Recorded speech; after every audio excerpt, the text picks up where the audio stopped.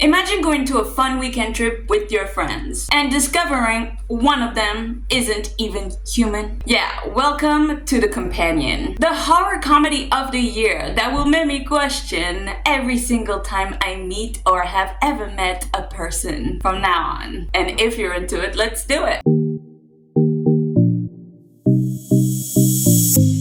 Hi, my name is Yuna and I talk about movies, series, documentaries, and everything in between. And today, surprise to me, I have so many things I want to say. First of all, if you hear things in my background, it's because nicely people have decided to make construction right next to my house. And it has to do with water. So if you hear splish splash, bing booms and stuff like that, it's them. And if you can't tell, I'm extremely frustrated about it, but we're gonna push through. This is so much fun. Anyways, yes, The Companion, a horror comedy film directed by Drew Hancock and produced by the same guy who actually produced Barbarian, which is Zach Cregger. And this movie has a really incredible cast, if you ask me. It stars Sophie Turner. Alright, so this is Editing Una, and I'm just here to say it's not Sophie Turner from Game of Thrones. It's Sophie Thatcher. I am so sorry. I really like you. Please don't hate me. Okay, bye. Who is great in this role. I loved her so much. She's actually a discovery for me. I have never seen her in anything else. And I think she's all that in bag of chips, honey. She's beautiful, she's gorgeous. And her acting, on point. And did you know that for this movie, she actually had to learn how to move like a robot without her looking like goofy or animatronic? Apparently, they actually had to study how AI generates movement. And the movement that they work with actually looks just a tad off. And that's what makes her performance even creepier, because she actually pulls this off. And this movie also starred Jack Quaid, which, if you didn't know, is Dennis Quaid and Meg Ryan's son. I was like, what? I want to strangle the man that's outside right now. I just want to kill him, just break his neck, because I'm so frustrated. Oh my god, you guys have no idea. And for the rest of the cast, who is equally amazing, we have Lucas Gage, Megan Suri, Harvey Guillen, and Rupert Friend. You know, the first time I saw that, Rupert Friend, I was like, who's Rupert's friend? I was so weirded out that somebody's last name could just be Friend. This movie was released in January 2025, on the 31st to be exact. And it has a 94% on Rotten Tomatoes and a 7 out of 10 on IMDb. So you know this one's gonna be good. And let me tell you, it's wild. This movie has absolutely everything. We're talking about killer robots, scammer boyfriends, rich people being shady, and of course the classic nice guy who's getting exactly what he deserves. Yes. No mercy for Josh. You're gonna know who Josh is. What do you mean nice guys aren't really nice? Of course they're nice. That's why they're called nice guys. Oh, honey. No, they're not. Nuh-uh. Don't believe them, honey. Especially when they say it, then run. Alright, let's get into the story. So as per usual, there's going to be spoilers. Obviously, this is a brief recap, but at the same time, it is a recap. So you've been warned. So this movie starts with the bookend method, which is my favorite type of method, to be honest. It's when a film starts and begins the exact same way. I love this. Recently, what was the thing that I did that was like that as well? A real pain. Alright, let's get into the chaos. So we first meet Iris and Josh, a seemingly normal couple going to a lake house with some friends, alright? They're going with Kat, Eli, Patrick, and Kat's rich boyfriend Sergey. I believe he actually owns this lake house. Oh, that's cool. A nice little getaway with friends. Yeah, I know, but no, it's not exactly what you think. So, okay. Not long after they arrive, the couple, Josh and Iris, Sergey actually tries to assault Iris, and she stabs him to death in self-defense. As she should. Yes, hun, as she should. But there's a plot twist. So her boyfriend Josh goes to her and says, Iris, go to sleep. And she shuts down. Huh? What do you mean she shuts down? Turns out she's not just a girlfriend. She's a companion robot that Josh has been renting. This man literally ordered her from a catalog. Wait, he rented her? So he doesn't even own her? I know, right? Gross. I thought the same thing. It's like, how many times has she been rented? Ew. So after the murder happened, Josh ties her down and explains to her that she's a robot and that he can control her with just an app. And Iris like bets, so they fight over the phone. She takes it, bumps her intelligence to like 100%, because apparently he only had put her at like 20, which is so typical men of things to do. Beautiful, gorgeous, it's just not very smart. So I can manipulate her as much as I want. Ha ha ha. And meanwhile, that happens. Josh is trying to explain to his friends that he's the one who bumped up the aggression on Iris so that she would kill Sergey. Because he and Kat, Sergey's girlfriend, Josh's friend, was like, hey, we know he's got a safe with like 12 million bucks in it, and we're gonna steal it, and we're gonna blame it on the robot. She malfunctioned or something. I know, right? And girl, it gets worse. So Patrick, who's dating Eli, also turns out to be a companion. You're telling me that now there's 2 robots in the house? 2? Yes, honey, 2. This is why we should not trust AI. We just shouldn't. Wait a minute though. What are you? Oh my God, we've been over this before. I'm a figment of your imagination, okay? You couldn't find anybody else to do this with. Mm-hmm. Right.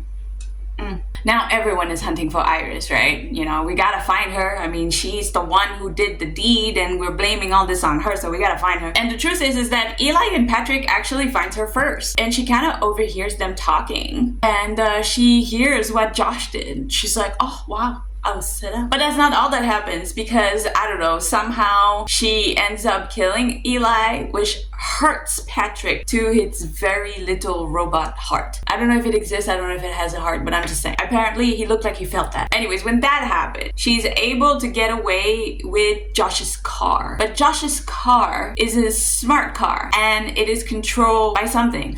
His phone, I think. Yes, which she has. But he's able to lock his car from the outside from somebody else's phone, I think. So basically, the car just shuts down, pulls over, and locks her in. Yeah, she tries like a mad woman to just get out of the car. Josh, you know, to make things a little bit easier, now that Eli is dead and Patrick was Eli's companion, well, Patrick's up for grabs. So he's like, okay, I'm gonna get myself 2 killing robots. So he resets Patrick and turns up his aggression and sends him to go get Iris. Now that Patrick has been reset and he's on full murder mode, he kills a cop and just drags Iris back to the house. Hold on though, why did he kill a cop? Well, the cop saw Iris breaking out the car, and then Patrick got there and cops had a lot of questions, but Patrick had no chill, you know, so he did what he did. Meanwhile, all this is happening, Kat, who's back home, whose boyfriend got killed, but she don't mind, realizes that Josh is kind of a psychopath. So she tries to take her share of the money and just dips. But then Josh unlives her. Josh then calls the company that made Iris and tells them, hey, she malfunctioned. She kinda unalived somebody, and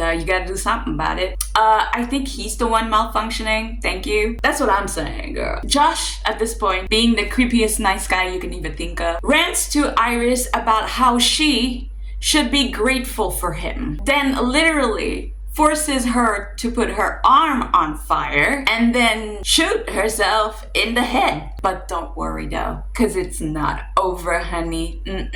No, it's not. Enter Empathic's employee, the company that made the robots, okay? And here's Sid and Teddy coming in to pick up Iris, right? Only to casually inform Josh that, hey, you know what? We're gonna find out real quick what's wrong with her because we record everything. And Josh is like, what do you mean you record everything? They're like, we record everything. And Josh freaks out with reason and sends Patrick to kill them. But before Patrick is able to finish the job, Iris intervenes because she's in the back being rebooted. When she does come to, she talks to Patrick about Eli and how he really felt and how, you know, what is he doing and what he is and all this. And he kind of has an existential crisis and sort of exits himself. He puts, like, I don't know what it is, something that's electrifying, I'm guessing like some sort of like a taser, puts it in his mouth. And Patrick is out. One thing that did happen while they put her in the van while she was being rebooted is that she now has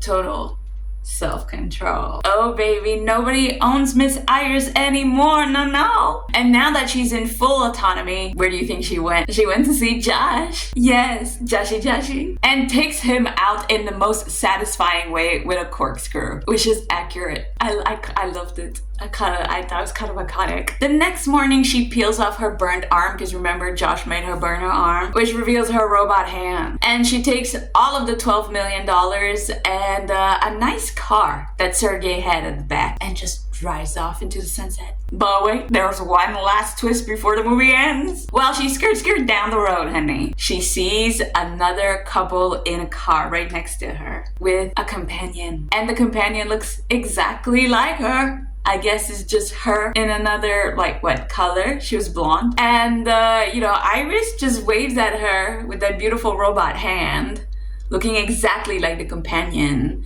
And you can tell that the companion is asking herself some questions here, which I thought was chef's kisses for an ending. Oh, yes, that's beautiful. Loved it. Absolutely loved it. Oh, that's so weird. She must have had so many questions. I know, right? It's giving Westworld. It's giving Ex Machina. It's giving like, oh my god, how many of them are there? Seriously though, imagine that you can own a robot that is so lifelike that it's like owning another human. Like you have your own personal slave. It would be so weird. What would you do with it?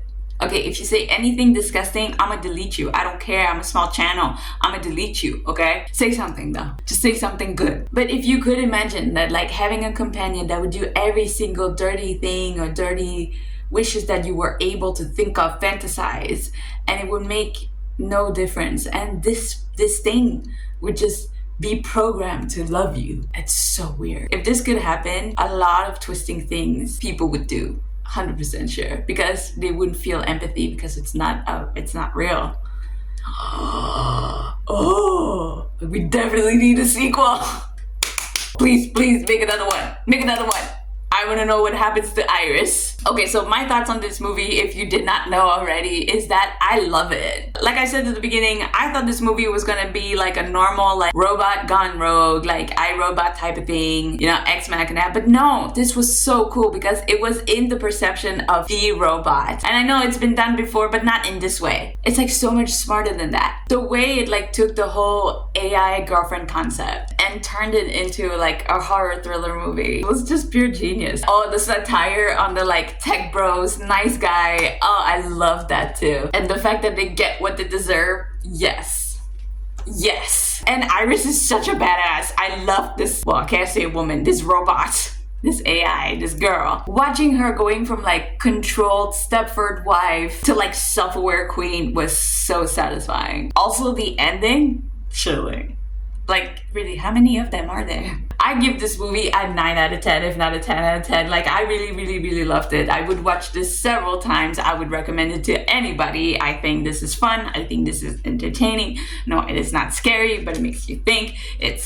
It's funny in some places. Like, I love this movie. I don't know why this was not more advertised, or maybe it's where I'm from that it's not really advertised, but like I didn't hear any advertisement. I just fell onto it. Like I kind of went in blind. So I was very happy. Anyways, that is it for me today. Thank you so much for watching. Thank you for being here. And remember, if there is any movie, series, documentary, or anything in between that you would like me to do, then comment down below so I can do that for you. And yeah, I hope you have a great day. Bye.